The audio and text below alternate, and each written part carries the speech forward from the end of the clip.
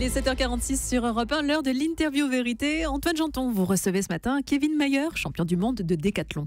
Bonjour Kevin Mayer. Bonjour. Et bravo, que ressentez-vous après votre titre de champion du monde? Le premier titre de champion du monde de décathlon dans l'histoire de l'athlétisme français. Écoutez, c'était énormément de pression, beaucoup de gens m'avaient mis favori et je savais que j'avais pas gagné ce décathlon avant de faire 1500 mètres, donc le dernier mois a été vraiment compliqué au niveau stress. Donc je me sens très léger et de moins en moins fatigué, puisque hier c'était vraiment compliqué au niveau de la fatigue, mais aujourd'hui ça commence à aller mieux. Vous disiez vendredi matin sur Europe 1 justement que vous vous sentiez déprimé avant le début des épreuves, avant le début du décathlon. Est-ce que c'est quelque chose que vous ressentiez habituellement avant une épreuve? Oui, complètement. Plus l'enjeu est grand, plus j'ai cette période-là, mais cette période-là, je dirais que c'est une période de conditionnement pour ensuite me sublimer dans les épreuves du décathlon. Donc plus je ressens ça, plus je sais que ça va remonter dans les derniers moments. Donc on va dire que je laisse passer la foudre. À Rio, vous aviez surpris l'an dernier, vice-champion olympique. Aujourd'hui, vous confirmez, champion du monde. Avec donc ce statut de favori, vous en parliez, ce n'était pas facile et vous avez failli tout perdre lors du saut à la perche. Oui, clairement. Je parle de ce saut comme le saut de ma vie. Si je passais pas, j'étais rien. Si je passais, j'étais champion du monde. Donc clairement, tout s'est joué sur ce saut et j'ai beau me repasser le saut dans la tête, je me demande encore comment il est passé. Quel a été le moment le plus intense de votre décathlon? Est-ce que c'est lorsque vous êtes retombé de ce saut à 5,10 m ou à la fin du 1500 mètres, la dernière épreuve? Clairement, c'est quand je suis retombé sur le tapis et que j'ai vu que la barre restait.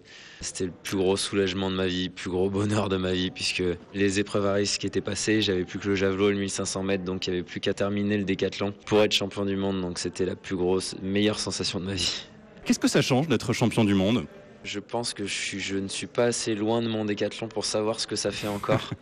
Je vais vite le découvrir quand je vais rentrer en France tout à l'heure. Vous avez eu beaucoup de sollicitations médiatiques déjà? Oui, énormément. J'ai passé tout le dimanche à faire des médias. Après, c'est la rançon de la gloire et je suis content de parler de mon sport au grand public. J'espère que les gens vont aimer ce sport et vont le découvrir petit à petit. Qu'est-ce que vous allez faire justement? Qu'est-ce que vous avez envie de faire pour faire découvrir encore plus ce sport, le décathlon, aux Français? Écoutez, j'ai énormément d'ambition d'événementiel pour faire découvrir le décathlon, mais pour l'instant, je suis beaucoup plus concentré sur mes entraînements. Le décathlon demande énormément d'heures d'entraînement, donc je ne peux pas me permettre pour l'instant de faire beaucoup de choses à côté du décathlon. Ce qu'on retient de ce week-end et de votre victoire, Kevin Mayer, c'est évidemment votre joie à l'arrivée du 1500 mètres. C'est aussi la solidarité entre les athlètes du décathlon, le tour d'honneur, les photos, tout ça. Vous faites ça tous ensemble, alors que dans les autres disciplines, c'est le gagnant seul. Il y a une vraie solidarité pendant les épreuves entre concurrents.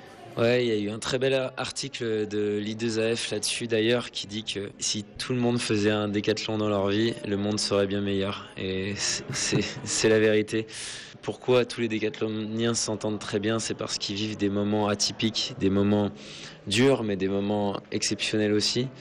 Et que dans la douleur, le rapprochement se fait et c'est pour ça que tous les décathloniens s'entendent bien. On est très très proches parce qu'on vit les mêmes choses et c'est vrai que quand on a fini, on est tous contents d'avoir fini, peu importe la place qu'on a faite. Il y a une solidarité aussi au sein de l'équipe de France. Vous avez félicité Johan Diniz hier pour son titre de champion du monde sur 50 km marche. Quel est l'état d'esprit de cette équipe de France au championnat du monde de Londres? Je crois qu'on n'a jamais eu autant de médailles, donc c'est le meilleur résultat tout le temps en championnat du monde de l'équipe de France. Donc après, je pense pas que les médailles entre elles soient liées. C'est une préparation personnelle, on va pas dire qu'on s'entraîne ensemble non plus, c'est pas un sport d'équipe non plus, mais ce qui est bien, c'est que je pense que ce qui fait la beauté de cette équipe de France, c'est la simplicité des gens qui sont dedans. On fait du sport, on change pas la face du monde, on s'amuse et on essaye d'amuser les gens. Personne ne se prend la tête, donc il y a une très bonne ambiance. On a vu de belles images aussi pendant ces championnats du monde au sein de l'équipe de France, notamment cette image dans laquelle Renaud Lavillenie encourageait Pierre-Ambroise Bosse lors de la finale du 800 mètres, alors que lui, Renaud Lavillenie, était en train de disputer la finale du saut à la perche. C'est ce genre de choses aussi qui permettent aux athlètes français de réaliser de telles performances? Oui, mais je dirais que c'est le travail personnel et de tout le staff qu'il y a autour de chaque athlète qui compte énormément. Mais c'est vrai qu'en second plan, on peut aussi dire que le travail de la fédération qui a fait en sorte qu'on fasse des stages ensemble, qu'on se rencontre, qu'on passe des moments ensemble, nous a énormément rapprochés, a fait en sorte qu'on prenne en compte les résultats des autres, qu'on aille les regarder dans le stade, etc. Et c'est vrai que quand on voit gagner Pierre-Ambroise Bosse, moi je voyais gagner un ami et j'avais les larmes aux yeux. Avant-hier soir, Kevin Mayer, vous êtes sacré champion du monde du décathlon et puis quasiment en même temps, peu de temps après, on a vu Usain Bolt s'effondrer sur la piste du stade olympique de Londres, foudroyé par un claquage lors de la dernière ligne droite du 4 x 100 mètres.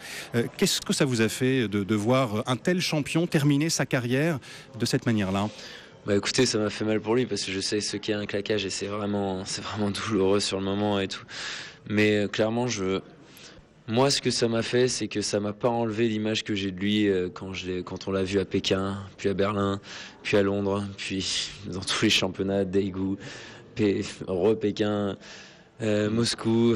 Franchement, ce gars est exceptionnel à apporter à l'athlétisme une période de lumière qu'on pouvait jamais imaginer. Avec son charisme et ses résultats, c'était une mixture qui a fait qu'il a porté l'athlétisme vraiment sur le devant de la scène.